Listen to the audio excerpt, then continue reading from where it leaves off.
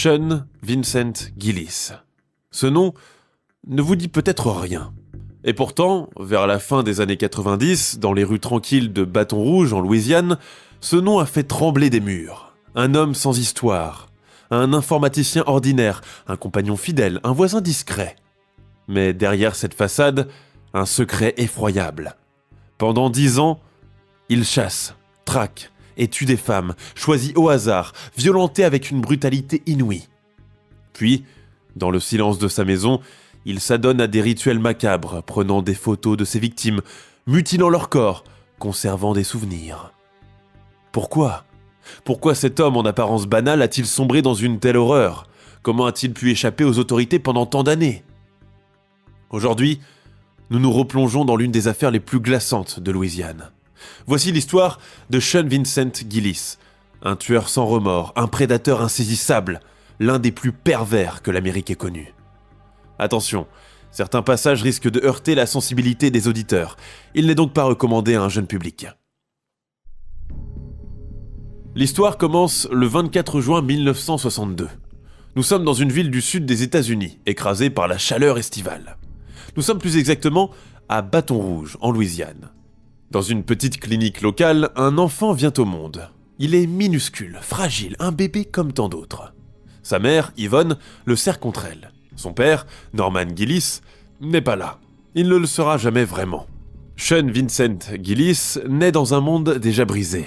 Norman Gillis est un homme instable, imprévisible. Ancien combattant de la Seconde Guerre mondiale, il souffre de troubles psychologiques. Parfois violent, souvent perdu dans ses pensées, il abandonne sa famille peu après la naissance de Sean. Il disparaît, plus de nouvelles, pas la moindre explication. Yvonne, désormais seule, s'accroche à son fils unique comme à une bouée de sauvetage. Elle travaille dur, fait de son mieux, mais derrière son amour maternel, il y a une ombre, une emprise étouffante. « Mon fils n'a besoin de personne, je suis et serai toujours là pour lui. » Elle le surprotège, lui impose son rythme, contrôle ses moindres faits et gestes. Elle est à la fois la mère et le père qu'il n'a jamais eu. Et Yvonne doit jongler pour trouver le juste équilibre entre affection et autorité. Alors, Sean, étouffé par ce mode de vie déséquilibré, se retire de plus en plus pour se renfermer sur lui-même. Pour Sean, le monde extérieur devient un endroit flou, hostile, dont il n'apprend pas à comprendre les codes. À l'école, Sean est un enfant discret, taciturne, presque invisible. Il parle peu, évite le regard des autres et n'a aucun copain. Sean ? Oh, il était toujours dans son coin, on l'oubliait presque, racontera plus tard un ancien camarade de classe. Il n'a pas d'amis proches, ne joue pas au football, ne court pas dans la cour de récréation comme les autres garçons de son âge.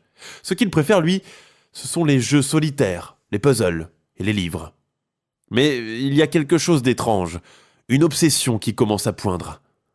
On l'aurait surpris une fois en train d'écraser des insectes, pas juste pour jouer. Il les regardait mourir longtemps, sans bouger. Sean trouve un malin plaisir à observer la souffrance avec une attention qui met mal à l'aise. À mesure qu'il grandit, son monde intérieur se déforme et les premiers signes du mal émergent. Il passe des heures enfermé dans sa chambre, absorbé par des bandes dessinées aux histoires sombres. Il aime les récits de mort, de vengeance, de souffrance. Adolescent, il découvre la pornographie. Normal, vous me direz. Mais la pornographie dont je parle n'est pas celle que consomment les autres jeunes de son âge. Lui, il est attiré par la violence, les images où les femmes sont soumises, maltraitées, impuissantes. Il aime les voir souffrir en plein acte. Sa vision des autres, surtout des femmes, commence alors à se tordre. Je me souviens qu'il disait des trucs bizarres sur les filles, comme s'il ne les voyait pas comme de vraies personnes, confiera plus tard un de ses camarades. Le temps passe. La relation avec sa mère devient encore plus pesante. Elle ne le lâche pas. Sean grandit sans repère masculin, sans relation amicale, sans amour réel. Son seul modèle, c'est cette mère omniprésente, étouffante, qui le persuade qu'il n'a pas besoin du monde extérieur pour être heureux. Mais le monde extérieur, lui, ne l'a pas oublié.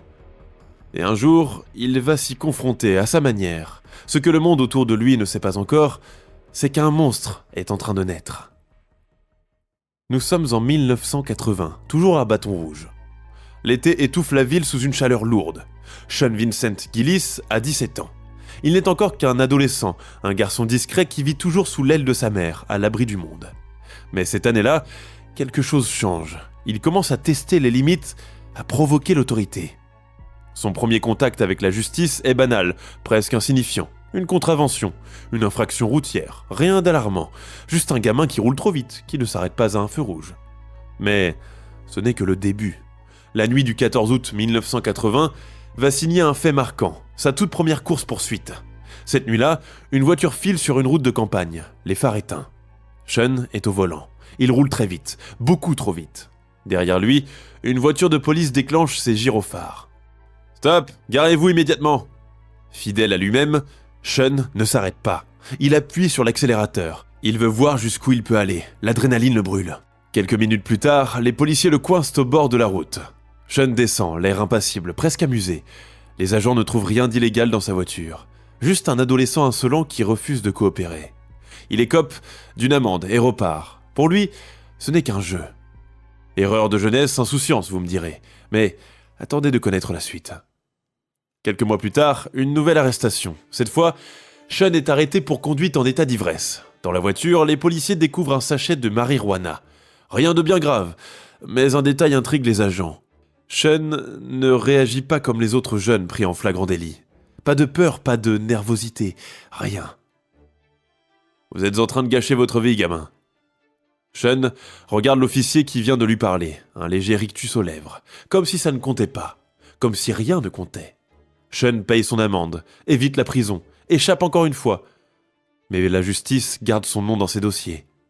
De toute façon, Sean se fiche des règles, il n'a aucun respect pour l'autorité.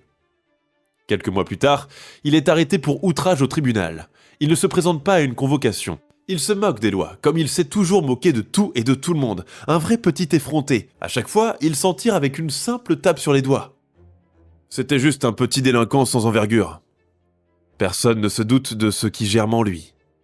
Jusque-là, Sean Vincent Gillis n'est qu'un délinquant comme tant d'autres, un jeune homme sans ambitieux, qui enfreint la loi sans grandes conséquences et qui n'a pas encore trouvé sa voie. Mais au fond de lui, une autre tempête se prépare. Un jour, l'envie d'enfreindre les règles ne lui suffit plus. Il veut aller plus loin, il veut contrôler, dominer, posséder. Tout bascule vers l'horreur, car il ressent une envie incontrôlable, celle de tuer. Sean Vincent Gillis s'apprête à faire son entrée officielle dans l'univers des meurtriers, et cette fois, il ne s'arrêtera plus jamais. Mars 1994. Bâton Rouge est plongé dans la nuit, la ville dort, paisible. Sean Vincent Gillis, lui, ne dort pas. Il est dans sa voiture, garée sur un parking désert. Il regarde dans le vide, une main crispée sur le volant. Pourquoi je ressens ça ? Il n'en peut plus. Il étouffe, sa vie est un échec, il n'a pas d'amis, pas de but, pas de raison d'exister. Mais ce soir, il a une idée. Une idée qui tourne en boucle dans son esprit, qui l'obsède depuis des mois. Cette envie, cette pulsion, qui devient de plus en plus pressante, il veut passer à l'acte. Et cette nuit-là, il va tuer. C'est là qu'il se dirige vers le quartier huppé de Bâton Rouge, dans une résidence luxueuse pour personnes âgées qui s'élève dans le silence. St. James Palace. C'est là qu'il piochera sa première victime. À l'intérieur d'une maison, une femme dort paisiblement. Anne Bryan, 82 ans. Elle est seule, fragile, sans défense. La victime idéale. Sean Vincent Gillis le sait. Il est là, caché dans l'ombre, les yeux rivés sur la fenêtre de la vieille femme. Son cœur bat vite. Il n'a jamais tué auparavant, mais ce soir, il veut voir, il veut sentir ce que ça fait. Sean pénètre à l'intérieur. Il avance à pas feutrés, contourne un fauteuil, longe le mur.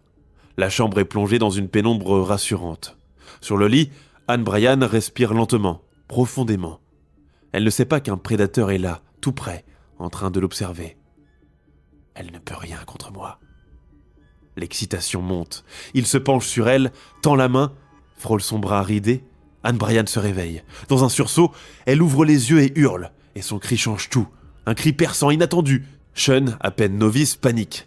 Ce n'était pas prévu. Elle ne devait pas crier. L'adrénaline explose. Son cerveau se brouille. Il agit sans réfléchir. Il doit la faire taire. D'un geste brutal, il lui tranche la gorge, puis la poignarde. Pas une, pas deux, mais 50 fois. Le sang continue de jaillir, noir dans l'obscurité. Anne tremble, tente de lever les mains, mais elle ne peut plus crier. Il avait l'intention de la violer, mais il a eu peur lorsqu'elle a crié, alors qu'il la touchait. Lui ne pense plus, ne ressent plus rien, juste l'impact du couteau sur la chair, encore et encore, dans un fracas sordide. Le corps sous lui ne bouge plus. Le silence revient. Il recule enfin, essoufflé. C'est fini. Il regarde la scène, hypnotisé par ce qu'il vient de faire. L'odeur du sang imprègne l'air. Son cœur bat trop vite, et pour la première fois, il prend peur. Il quitte la chambre en hâte, laisse le corps là, sur le lit, baignant dans une mare rouge. Sean s'enfuit ensuite dans le noir le plus total. Dans la rue, il court jusqu'à sa voiture, les mains tremblantes, les habits tachés de sang. Il démarre en trombe. Dans la voiture, l'excitation retombe d'un coup. Un vertige, une nausée. Qu'est-ce que j'ai fait ? Il s'observe dans le rétroviseur. Son propre regard lui fait peur. Il vient de franchir une ligne irréversible. Le lendemain matin, une infirmière pousse la porte de la chambre 107. Elle pousse un cri d'horreur. Anne Bryan est là, massacrée, méconnaissable. La police arrive, les sirènes hurlent. Mais il est trop tard. Le meurtrier, lui, est déjà loin. Et ce n'est que le début. Par la suite, personne n'a su ce qui était arrivé à la vieille dame. 15 ans. 15 ans se sont écoulés depuis qu'il a assassiné Anne Bryan, cette femme âgée qu'il a laissée massacrée dans son lit. Depuis, Sean Vincent Gillis a tué plusieurs fois. Et autant vous dire qu'il n'y est pas allé de main morte. Toujours plus sombre, toujours plus violent. Mais en ce début d'année 1999, ce n'est plus un simple tueur, c'est devenu un prédateur, un chasseur nocturne en quête de chair et de sang. Cette nuit-là, c'est Catherine Ann Hall, 29 ans, qui croise son chemin. Minuit passé, Bâton Rouge dort sous un ciel sans lune. Sur le trottoir, Catherine Ann Hall marche seule. Elle rentre chez elle après une soirée entre amis. Elle n'est pas inquiète, elle a déjà vu cette voiture, une vieille Chevrolet qui passe souvent dans le quartier. À l'intérieur, Sean Vincent Gillis l'observe. Depuis combien de temps la suit-il ? 10 minutes, 20 ? Peu importe, le moment est venu. Sean ralentit, abaisse la vitre. « Besoin d'un lift ?» Catherine hésite. L'homme ne semble pas menaçant, un peu étrange peut-être, mais pas dangereux. « T'es sûr ? Il fait froid cette nuit. » Elle finit par hausser les épaules. Ouais, pourquoi pas, après tout, il paraît sympa. Elle monte dans la voiture, la porte claque. Et à cet instant, son destin est scellé. Le piège s'est inexorablement refermé sur elle. D'abord, rien d'inhabituel. La voiture roule lentement. Le silence s'installe. Puis, soudain, un bruit métallique. Catherine tourne la tête, mais il est déjà trop tard. Un câble surgit, s'enroule autour de son cou. Ses yeux s'ouvrent en grand. C'est là qu'elle comprend. Mais il est trop fort. Elle se débat, agrippe ses mains, tente d'arracher l'étreinte, mais il serre plus fort. Ses ongles s'enfoncent dans la peau de Sean. Il ne lâche pas, elle suffoque. Son corps se raidit, puis se relâche. Un dernier spasme, et puis le silence. Sean lâche enfin le câble. Il observe son œuvre. Elle est belle comme ça. Il caresse son visage inerte et sans vie. Son cœur bat lentement. Il savoure l'instant, puis décide de s'amuser un peu plus que d'habitude. Il conduit jusqu'à un endroit isolé, une route déserte, cachée par des arbres. Il arrête la voiture, ouvre la portière, tire le corps de Catherine, l'allonge sur l'herbe froide. Et là, dans cette obscurité silencieuse, il se laisse aller à ses pulsions. Le corps sans vie devient un objet, une poupée, une possession. Quelques heures plus tard, il en a fini avec elle. Il laisse le corps sur place, l'abandonne comme un vulgaire déchet. Il remonte dans sa voiture, démarre calmement. Sur son visage, pas de panique, pas le moindre signe de regret. Il a fait ce qu'il avait besoin de faire. Il n'éprouve aucun remords. Le lendemain matin, un automobiliste découvre le cadavre. Catherine Ann Hall, 29 ans, étranglée, mutilée, souillée. La police arrive. Les enquêteurs observent la scène. Elle est criante de vérité. Ils savent que ce n'est pas un meurtre ordinaire. Ce tueur-là prend son temps. Il savoure. Mais ce qu'ils ignorent encore, c'est que le monstre est loin d'avoir terminé. Nous voilà en mai 1989. Le soleil tape fort sur Bâton Rouge, écrasant la ville sous une chaleur lourde et humide. Il est 5h30 du matin. Alors que la ville est encore endormie, Sean Vincent Gillis, lui, est déjà en chasse, dans sa vieille cheville cavalier blanche. Ses mains serrent le volant, ses yeux scannent la rue. Elle doit être là ce matin. Dans les rues calmes du sud de la ville, une silhouette fine fend l'air du matin. Celle d'Ordie Schmidt, 52 ans. Elle court d'un pas léger, concentrée sur son souffle. Et soudain, il l'aperçoit. Elle ne sait pas que quelqu'un l'observe. Un regard fixe, insistant. Un regard qui la suit depuis 3 semaines. Ce regard, c'est celui de Sean Vincent Gillis. Oui, encore lui. Naturellement, elle ne s'en méfie pas. Elle ne sait même pas qui il est. C'est juste un visage familier. Depuis qu'il l'a aperçue pour la première fois, il ne pense plus qu'à elle. Il ne la connaît pas, mais une chose est sûre, il la veut, coûte que coûte. Sean l'a vu courir ici, encore et encore, sur Quail Run Drive, toujours aux mêmes heures. Toujours seul. Et ce dimanche 30 mai, il décide que le moment est venu pour elle. Hardy Schmidt court comme chaque jour. Son corps suit le rythme régulier de sa foulée. Sean ralentit. Son cœur s'emballe. Personne ne le voit, personne pour le reconnaître. C'est maintenant, c'est le moment. Un crissement de pneus, un bruit sourd, le choc propulse Hardy Schmidt en avant. Son corps roule dans un fossé, désarticulé sous la violence du coup. Elle n'a rien vu venir. Soudain, le silence. Juste un halètement, un souffle court. La femme est toujours consciente. Dans sa vision floue, elle distingue une silhouette qui s'approche. Sean sort de la voiture. Il marche lentement vers le corps au sol, persuadé qu'elle est morte. Hardy tente de bouger, d'esquiver, mais elle est sonnée. Elle sent quelque chose de froid effleurer son cou. Du plastique. Un film épais, résistant. Et puis, une pression si forte et terrible, qui se transforme en un étranglement implacable. Ses mains grifflèrent, tentent de desserrer l'étau invisible, mais Sean serre plus fort. Son regard est figé, froid, mécanique. Pas de colère, pas d'émotion, comme à son habitude. Juste le plaisir du contrôle. Hardy perd connaissance, mais ce n'est pas le pire. La femme se réveille ailleurs. Un parc désert près de Highland Road. Le sol est froid sous son dos nu. Elle comprend. Elle sait ce qui va arriver. Mais elle ne peut plus rien faire. Elle aurait préféré mourir plus tôt que de vivre cette scène où Sean est au-dessus d'elle en train de s'approprier son corps. Sa main glisse sur sa peau comme un sculpteur qui admire son œuvre. Tu es parfaite. Son corps n'est plus le sien. Elle voudrait crier, mais sa voix est morte avec sa volonté. Quand Sean en a fini, il se redresse. Il observe son visage, analyse le moindre frémissement. Hardy respire encore. Alors, il serre de nouveau le plastique autour de son cou. Cette fois, il ne lâche pas. Il regarde la vie quitter ses yeux, lentement. Jusqu'à ce qu'il ne reste plus qu'un corps sans âme. Hardy ne trouvera hélas pas la paix aussitôt, puisque Sean va encore faire subir à son corps un véritable massacre. Juste après l'avoir tué, il la porte jusqu'au coffre de sa voiture, referme le capot et repart comme si de rien n'était. 2 jours. 2 jours à rouler avec un cadavre dans sa cheville cavalier. Oui, 2 jours pendant lesquels le corps de Hardy Schmidt se décompose lentement dans la chaleur suffocante. Pendant ce temps, Sean vit sa vie comme d'habitude. Il regarde la télévision, se concocte de bons petits plats. Il fait ses courses au supermarché. Il mange comme si rien ne s'était passé, alors que dans son coffre, son trophée l'attend. Mais au bout de 48 heures, il commence à sentir l'odeur. Ça lui picote le nez. Il décide enfin de s'en débarrasser. Cette nuit-là est particulièrement noire.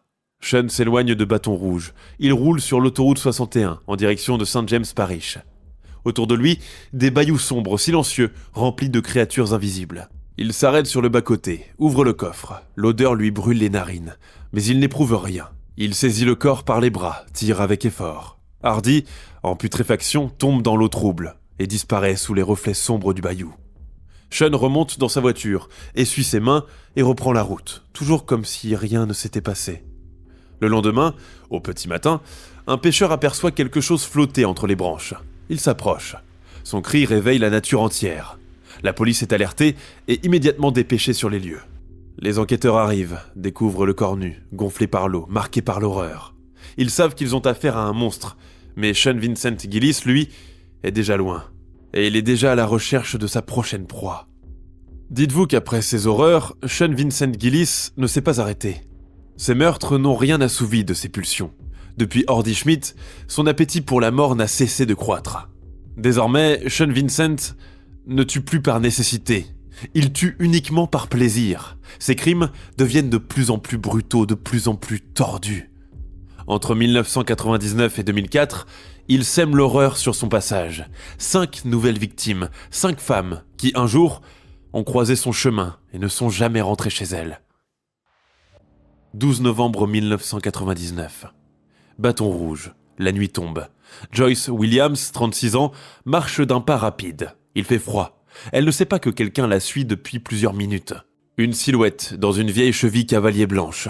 Un regard fixe. Maléfique. Joyce tourne dans une ruelle sombre. C'est l'erreur fatale. Elle entend un bruit de moteur, une portière qui claque. Elle n'a pas le temps de crier qu'une main puissante s'abat sur sa bouche. Un bras enserre sa gorge. Elle se débat, tente de griffer, de donner des coups de pied. Mais Sean est plus fort. D'un coup sec, il la jette contre le mur, l'écrase sous son poids. Ses doigts serrent son cou, implacable. Elle suffoque. Ses jambes lâchent. Sean ne s'arrête pas là. Il ramène le corps chez lui. Dans l'obscurité de sa maison, il prend son temps. Il pose son couteau contre la peau froide, admire la douceur de la chair. Il le mutile, il le photographie, il garde des souvenirs. 2 jours plus tard, il abandonne le corps au bord d'un ruisseau, comme pour Hardy. Exactement le même modus operandi. Un pêcheur le découvrira, tailladé, souillé, brisé. Mais là encore, l'enquête ne mène à rien. Sean reste un fantôme. Et je vais vous expliquer pourquoi tout à l'heure. Et bientôt, il recommence. Janvier 2000. Toujours à Bâton Rouge. C'est au tour de Lillian Robinson, 52 ans, de se retrouver piégée par Sean Vincent. La femme vit dans la rue. Elle ne se méfie donc pas quand une voiture s'arrête près d'elle. Besoin d'un endroit où dormir ? Une voix douce, presque aimable. Lillian hésite, et puis, zut, elle monte. Sauf qu'elle ne ressortira jamais vivante de cette voiture. À peine la portière refermée, elle comprend. Le regard de Sean a changé. Elle tente de fuir, mais il serre le poing et frappe. 1, 2, 3 coups. Lillian s'effondre et Sean prend son temps. Il l'étrangle lentement, savourant chaque seconde. Son corps se raidit une dernière fois, puis plus rien. Il garde le cadavre dans son coffre pendant plusieurs jours, puis il l'abandonne dans un marais, comme un simple déchet. 10 mois plus tard, nous sommes le 20 octobre 2000. Nouvelle victime en vue pour son tableau de chasse. Il pleut des cordes ce jour-là. Marilyn Neville, 38 ans, est une femme solitaire. Elle n'a personne pour s'inquiéter d'elle si elle disparaît. Idéal pour Sean. Ce soir-là, elle monte dans la voiture de Sean Vincent Gillis, tout comme les autres femmes avant elle. Elle ne sait pas que cet homme est un prédateur. Il prétend vouloir l'aider, mais dès que la portière claque, elle est piégée. Marilyn n'a pas le temps de réagir. Le câble surgit, s'enroule autour de son cou. Sean serre. Elle se débat, mais il ne lâche pas. Quand elle cesse de bouger, il se penche sur elle, effleure son visage. Il l'emmène chez lui. Il s'amuse avec son corps. Il le mutile pendant des heures, puis il se débarrasse d'elle, la laissant pourrir dans un fossé. Pendant ce temps-là, la police remue ciel et terre pour retrouver le serial killer. Nous voilà le 9 octobre 2003, 3 ans ont passé. Johnny May Williams, 45 ans, disparaît un soir d'octobre. Son corps est retrouvé quelques jours plus tard. Elle aussi a été battue, étranglée, mutilée. Encore une victime, encore un mystère pour la police. Le 26 février 2004, Sean Vincent prend Donna Bennett Johnson en stop. La jeune femme se méfie, mais elle monte quand même. Elle ne sait pas que c'est un aller simple vers l'horreur.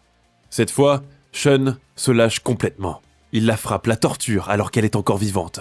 Une scène comme on peut en voir dans les pires films d'horreur. Il lui tranche la gorge, la regarde se vider de son sang. Il prend des photos et va jusqu'au summum de l'horreur en conservant même des morceaux de chair. Il se croit intouchable. Mars 2004. Une analyse ADN vient tout bouleverser. Les enquêteurs font le lien avec les précédentes affaires. Le monstre de Bâton Rouge a un nom, et il apparaît en gros, en long et en large sur leurs ordinateurs. Sean Vincent Gillis.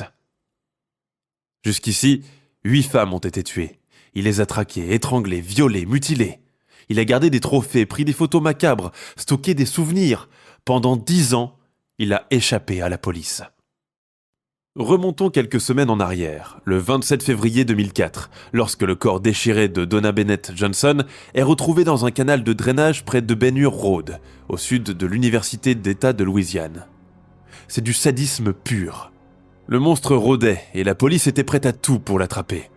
Et ça tombe bien, puisque ce jour-là, Sean Vincent, sans doute par excès de confiance, a commis la faute ultime. Près du corps, la police a trouvé une empreinte de pneu. Elle est unique, différente des modèles classiques. Le Louisiana State Crime Lab se met au travail. Ils identifient la marque, le modèle et le type de pneu. Un modèle fabriqué pendant seulement 3 ans, dont 90 achats ont été recensés dans la région de Bâton Rouge. 90 noms, parmi eux, Sean Vincent Gillis. Les enquêteurs ne veulent pas le rater, il leur faut en plus une concordance biologique. Ils obtiennent un échantillon d'ADN de Gillis et le comparent aux autres traces biologiques retrouvées sur plusieurs victimes. Le résultat tombe. Il est irrévocable. C'est lui. Le monstre a enfin un nom. Sean Vincent Gillis est identifié comme le 2e tueur en série de Bâton Rouge. 29 avril 2004, tard dans la nuit. Une petite maison sans histoire, dans un quartier tranquille de Bâton Rouge. À l'intérieur, Sean Vincent Gillis est assis devant son ordinateur. Sur l'écran, des photos de cadavres mutilés, ses propres trophées. Il est exactement 2h35 du matin lorsqu'on entend dehors le bruit d'une portière de voiture qui claque. Des pas rapides sur le gravier, puis un coup violent contre la porte. « Police, ouvrez !» Le silence transperce la nuit. À l'intérieur, Sean sursaute. Son cœur explose dans sa poitrine. « Non, non, pas maintenant !» Il court vers la porte arrière, mais bam ! La porte d'entrée vole en éclats. Les officiers déferlent dans la maison, armes pointées. Sean reste figé, son regard vacille. Il cherche une issue. Un officier l'attrape par le bras, le plaque contre le mur. « À terre, maintenant !» Sean n'essaie même pas de fuir. Il sait que c'est fini pour lui. Ils l'ont eu. Des menottes claquent autour de ses poignets. Les agents le soulèvent et l'entraînent dehors. Le tueur ne dit pas un mot. Il sourit même légèrement, comme s'il était soulagé. Et puis, ce qui suit va faire trembler les policiers. L'horreur dans toute sa splendeur. Dans la maison, les enquêteurs découvrent l'indicible. Un ordinateur contenant 45 photos du cadavre de Donna Bennett Johnson. Des images de son corps dans le coffre de la voiture et des clichés d'autres femmes. Dans un placard, des morceaux de chair conservés. L'odeur est insoutenable. Sean Vincent Gillis ne peut plus nier. Il est pris au piège. Salle d'interrogatoire. Face aux enquêteurs, Sean Vincent Gillis ne bronche pas. Il écoute les accusations. Puis, il sourit. « Vous voulez savoir pourquoi j'ai fait ça ?» Le silence est pesant, les policiers le fixent. « Le stress. Ça m'a pris d'un coup. J'avais besoin d'évacuer. » Il commence à raconter un par un ses meurtres avec une précision morbide, comme s'il s'agissait d'anecdotes sans importance, comme si il en était fier. Vous vous doutez bien que l'interrogatoire n'a pas duré 1000 ans. Tout était là, sous leurs yeux. Ils n'avaient même pas besoin d'aveu. Le procès de Sean Vincent Gillis s'ouvre à Bâton Rouge en Louisiane en avril 2008. 4 ans après son arrestation, Sean Vincent Gillis est enfin jugé. Dans cette salle d'audience bondée, les familles des victimes attendent. Les enquêteurs, les journalistes, tous veulent voir tomber le monstre. Le silence se fait et les portes du tribunal s'ouvrent. Sean Vincent Gillis entre, menotté. Le tueur fait face à la justice. Il marche lentement, escorté par 2 gardes. Son visage est impassible, pas un sourire, pas un regard vers la faute. Il prend place dans le box des accusés. Un silence lourd s'abat sur la salle. L'audience est ouverte. Aujourd'hui, nous jugeons Sean Vincent Gillis pour les meurtres brutaux de plusieurs femmes à Bâton Rouge. Une pause. Le juge regarde Gillis. L'accusé plaide-t-il coupable ou non coupable ? Coupable, votre honneur. Un murmure de choc parcourt la salle. Les familles des victimes se figent. Certains pleurent. Il ne nie rien et ne fait rien pour se défendre. Mais ce qui glace le sang, c'est l'absence totale d'émotion dans sa voix. Le procès commence. L'accusation déroule l'horreur. Mesdames et messieurs du jury, l'homme qui se tient devant vous n'est pas juste un tueur. Le procureur fait une pause, pose une série de photos sur la table, des clichés des corps mutilés des victimes. C'est un prédateur, un monstre qui a traqué, torturé et démembré 8 femmes. Un frisson parcourt les jurés. Dans la salle, certains détournent les yeux, d'autres, en larmes, regardent droit devant eux. Sean Vincent Gillis ne s'est pas contenté de tuer, il a profané ses corps. Il a gardé des morceaux de chair, il a pris des photos, il a revécu ses crimes encore et encore. Il montre une image trouvée sur l'ordinateur de Gillis. Sur l'écran, Donna Bennett Johnson, mutilée, gisante dans le coffre de sa voiture. Un bruit de dégoût traverse l'assistance. Ensuite, on passe un enregistrement. On y entend la voix de Sean Vincent Gillis lors de son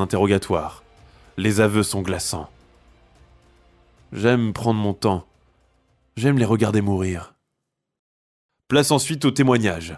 Jennifer Williams, sœur de Joyce Williams, prend la parole.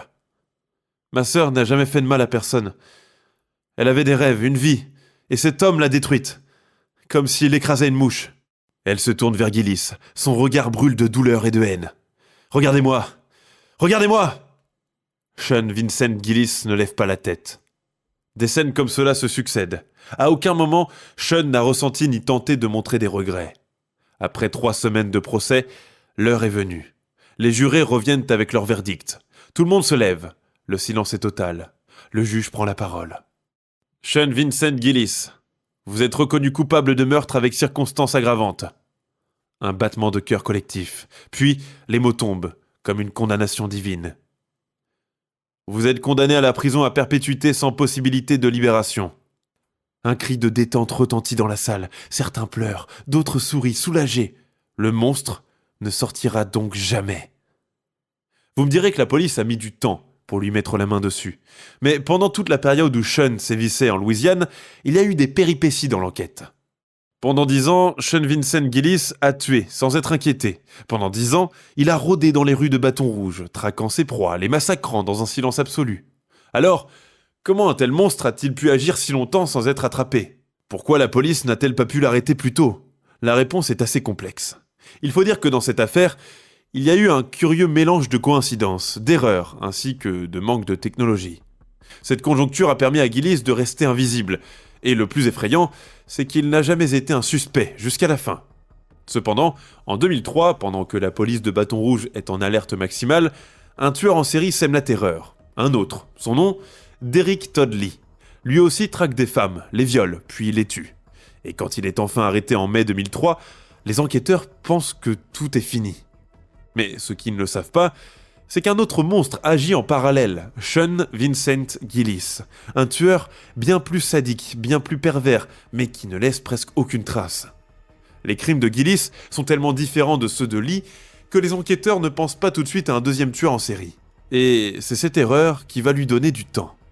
En plus de cela, ce qui a dérouté la police, c'est que Sean Vincent Gillis ne tue pas des étudiantes ou des femmes issues de familles influentes. Non, ses cibles sont vulnérables. Des femmes seules, certaines sans domicile, d'autres souffrant d'addiction, comme le cas de Lillian Robinson et de Johnny May Williams, ou encore de Marilyn Neville, 38 ans. Et elles disparaissent sans faire grand bruit. Elles n'avaient pas de proches pour suivre l'affaire de près. Personne pour signaler leur disparition. Quand leurs corps sont retrouvés, la police ne fait pas tout de suite le lien, ce qui donne beaucoup de longueur d'avance à Sean Vincent. Alors, la police pense à des règlements de compte, des crimes isolés comme ça, sans connexion. Personne ne réalise qu'un tueur de l'ombre est à l'œuvre. Aussi, Sean Vincent Gillis est un prédateur intelligent. Contrairement à Derrick Todd Lee, qui prenait des risques, Gillis agit comme un fantôme. Il chasse la nuit, il prend des victimes isolées. Elles montent elles-mêmes dans sa voiture, alors qu'elles sont consentantes. Il ne laisse aucun témoin, mais son grand avantage, c'est qu'il n'a pas de casier judiciaire sérieux, rien qui ne puisse alerter la police. Pendant des années, il passe sous le radar. Et puis, n'oublions pas non plus que dans les années 90 et début 2000, les bases de données ADN ne sont pas encore bien développées. Sean Vincent Gillis laisse son ADN sur certaines victimes, mais sans système efficace pour comparer les échantillons, la police ne peut pas l'identifier immédiatement. Sean Vincent Gillis est donc incarcéré. En prison, il écrit des lettres, notamment à Tammy Purpera, une amie de sa dernière victime, Donna Bennett Johnson. Elle a transmis ses réponses au ministère public, et certains mots de Gillis font la une des journaux. Dans ses lettres, il tente d'expliquer. Il exprime des remords pour les meurtres, regrettant en particulier d'avoir mutilé les corps, et se décrit comme un être maléfique à l'état pur. Il dit « Elle était tellement ivre, ça n'a pris qu'1 minute et demie. Honnêtement, ses derniers mots ont été « Je ne peux pas respirer ». Le démembrement, je ne sais pas pourquoi, il y a quelque chose en moi qui a besoin de ça. Sean Vincent parle de remords, de questions sans réponse. Il déclare également qu'il a parfois commis des meurtres sans savoir pourquoi il le faisait. Mais tout ce que ces mots révèlent, c'est l'horreur insondable de son esprit. Sean Vincent Gillis est désormais enfermé. Il croupit derrière les barreaux, dans une cellule froide, sans faim, sans échappatoire. Ses journées sont vides. Il ne chasse plus. Il ne contrôle plus rien. Juste un lit dur, une lumière blafarde et ses pensées tordues qui tournent en boucle. Son nom est inscrit dans l'histoire des tueurs en série les plus pervers de l'Amérique. Mais l'ombre de ces crimes plane encore. Des crimes qui continuent de hanter les mémoires. Car derrière chaque nom, derrière chaque victime, il y a une vie brisée. Une vie que personne ne pourra jamais réparer.